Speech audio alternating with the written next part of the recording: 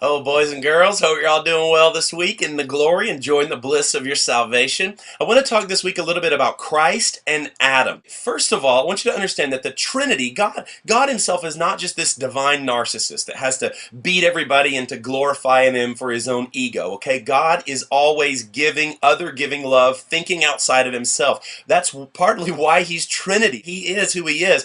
The Father loves the Son loves the Father, the Spirit. There's this other giving love. And God always wanted to pour His love out, always wanted to give His love. And therefore, humanity is actually, God created humanity so that He could pour His love out upon mankind. John 1 says that the Word was God, the Word was with God, and that the Word became flesh. He stepped into humanity. God wanted to pour Himself out on humanity, and the whole purpose of creating humanity was to weave us together into the existence of the Trinity. We have been brought into that circle of love. God has chosen to forever identify Himself with humanity. There is no God apart from humanity. The Word became flesh. He's chosen us to be woven into His very identity. And so the crazy thing is that behind all of history, behind all of creation, God's eternal purpose was the gospel. God did not, just create Adam to hang out with a couple of naked vegetarians in the garden and everything's perfect, and then Adam botched it, and so Jesus came as plan B to clean everything up. What we didn't realize is that Jesus was actually plan A rolled up God's sleeve the entire time. God understood that we could never work our way into that circle of the Trinity. And so He stepped in, He wove us into the Trinity. From the very beginning, from the very dawn of time, it was plan A for God to bring us into union with Himself. You cannot work your way into that circle. There's nothing you could do to take up your side of that covenant relationship. God had to come and He had to attack your side of the covenant relationship. He invaded your side of the divine human relationship, and He violently on the cross cleansed you and removed all calamity, all depression, all disease, all sin. He eradicated it through His death. God never intended for you to fulfill your side of the covenant. He never once intended to entrust His plan to you. He took care of it. I want to read out of Romans chapter 5 this week, and I want to read quite a bit. I want to go from verses 12 to 21, and then we'll dive into a few good little nuggets in here, okay? It says, therefore, just as sin entered the world through one man, through Adam, sin came in, right? And death through sin. In this way, death came to all men because all sinned. Through the one man, Adam, all sinned. For before the law was given, sin was in the world. But sin was not taken into account where there is no law. Nevertheless, death reigned from the time of Adam to the time of Moses, even over those who did not sin by breaking the command, as did Adam, who was a pattern of the one to come. Let me break this down and explain this a little bit, okay? Death, the way sin and death works, if you don't know the law, then it's, you can't always be blamed for committing a sin against the law. Nevertheless, sin always brings death. Sin is still sin. So everybody from Adam up until the time of Moses, who represents the law, everybody even before the law, all of them had sinned, and death was worked into all of them. Even though they didn't understand the law of sin and death, nevertheless, death is still the wages of sin. Now, once Moses comes and there's the law given through Moses, then our sin is highlighted. We know that we're sinners. Our darkness is pointed out. It's clear that we're sinners, and it's clear that we are incapable of being righteous on our own. We cannot climb into, on our own, that circle of the Trinity. But the gift, or grace is not like the trespass. Grace is not like sin. For if the many died by the trespass of one man, how much more did God's grace and the gift that came by the grace of the one man, Jesus Christ, overflow to the many? Again, the gift of God is not like the result of the one man's sin. The judgment followed one sin and brought condemnation, but the gift followed many trespasses and brought justification. For if by the trespass of the one man death reigned through that one man, how much more will those who receive God's abundant provision of grace and the gift of righteousness reign in life through the one man, Jesus Christ?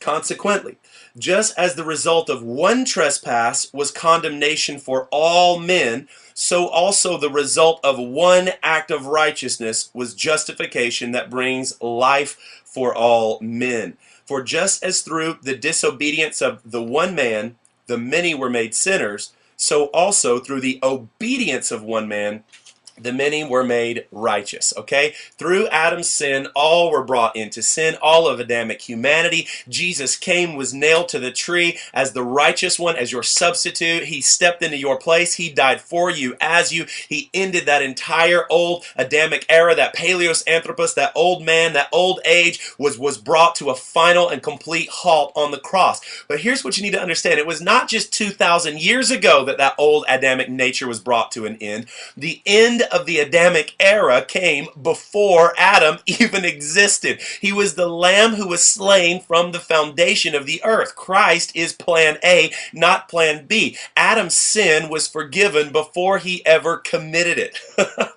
I want to read to you a little bit out of Karl Barth for just a second here.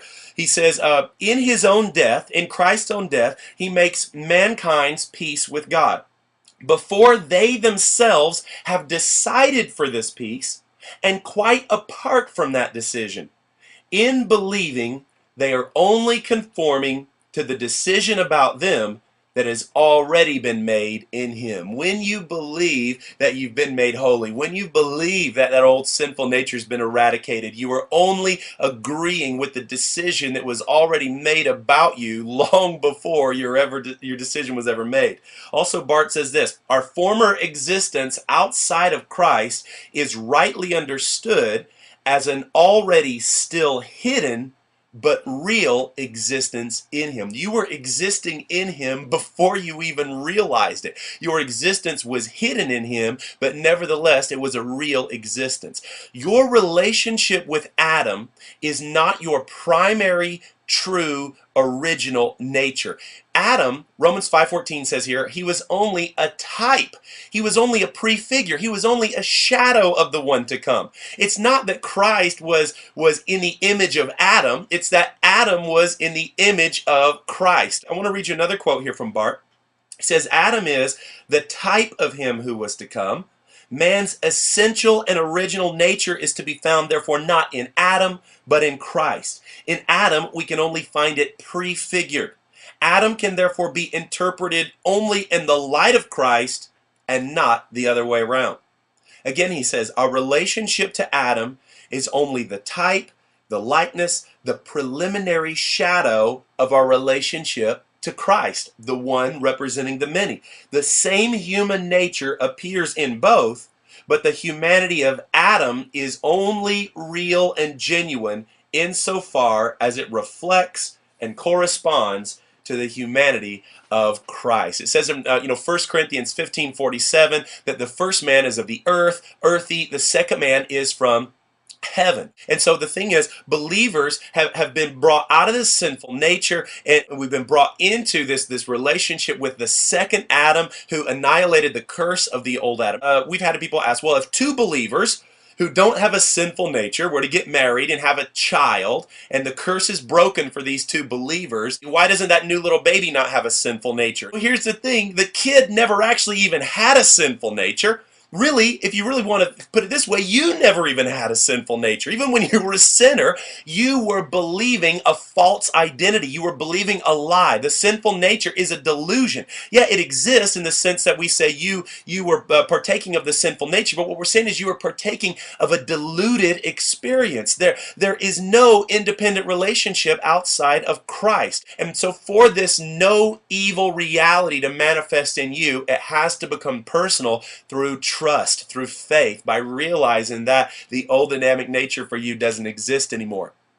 1 Corinthians 15:21-22 says, as death came through one man, so also the resurrection came through one man. For as in Adam all die, so as in Christ all shall be made alive. And there are similarities between Adam. You can see similarities between Adam and Christ. Adam had no earthly father. He was made out of the mud. And in the same way, Christ, he wasn't born by the will of a man. It literally says in John 1:13, where it says he wasn't born of a will of a man, man. That's not anthropo, which is man, but andros, husband.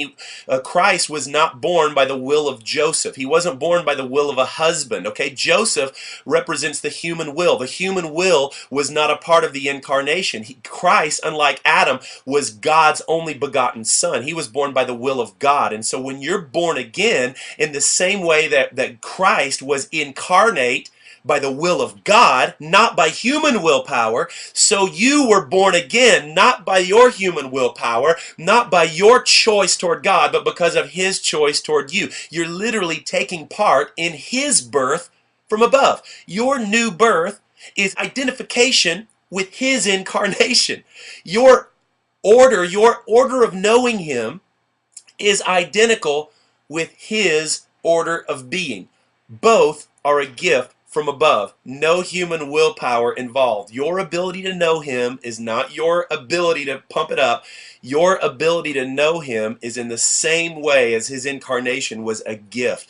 God stepping into humanity, God in the incarnation forging this union between God and man. Okay, so I'm trying not to go over your head or go a little too fast. I know we're all drunk here on the Jesus trip. There's a lot of whack on the incarnation. There's a lot of whack on the finished work of the cross, okay? Here's the thing. There are parallels between Christ and Adam. Both of them operated in a representative capacity. Adam represented all of mankind. Christ represented all of mankind. Adam was under the lordship of sin and death, which is Christ came, to bring the lordship of grace and life. All of humanity came under sin and death. Now all of humanity brought under grace and life. The guilt and the punishment that we incur in Adam, though they don't have a reality, independent reality of their own. They're only dark kind of shadows pointing to how all of humanity is going to come under grace and life. Grace and life are not a cleanup job. They're the original purpose. So for Adam to fall away from that, all he's doing is pointing to the opposite of being under dominion, but he's under an evil dominion. And so while there are parallels between Adam and Christ, there's also a major difference, a major disparity. That's why it says here in verse 15, which we just read, that the gift, which is grace, is not like the trespass, which is sin. Right here, the parallel stops. One of them affects us all. The one man affects us all. In Adam, it affects all of us. In Christ, it affects all of us, but it's a totally different effect. So you can't compare the sin to the grace. Grace overflowed to all. It's eperisiusian or something like that is the word. How much more did grace overflow to all? The difference between what Adam did to all of man and what Christ did to all of man is such a radical, major, crazy difference. It's as far of a difference as an act of man as an act of God. There's a radical difference. You've been brought into a crazy overflow abundance of the shiggy sauce in Christ. I've got another quote for you here from Karl Barth, okay? It says, Paul is not denying that Adam's sin brings death to all men, but he is affirming that the grace of Christ has an incomparably greater power to make these dead men alive. He's not saying there's no truth in Adam, but he's saying that it is a subordinate truth and that it depends on its validity, on its correspondence with the final truth, which is in Christ. Christ, again, is your first nature. Kingship is your first and primary nature. The only connection between Christ and Adam is that Christ died for Adam. You can't move from left to right. You can't move from Adam to Christ, okay? It's a dead end. It's frustration. You can't move from man to God. It's impossible. Adam is only a true man in that he points to Christ. Adam becomes only a witness to the glory of Christ. You have to look at Christ to see what's truly human. Verses 1 through 11 in chapter 5 are talking about believers, and we can easily miss the bigger picture. Christ is talking about all of humanity right here, okay? And so we have to really change our understanding, okay? It's not so much about, insider, outsider, saved, unsaved, forgiven, unforgiven. All have been forgiven. What we need to say, we could say believer, unbeliever. Yeah, that's okay. Are you believing this reality, which is reality, or are you in this delusion thinking that you're still somehow outside of that circle of the Trinity? Oh my goodness. There's a lot of whack on you guys. I love you guys. God bless.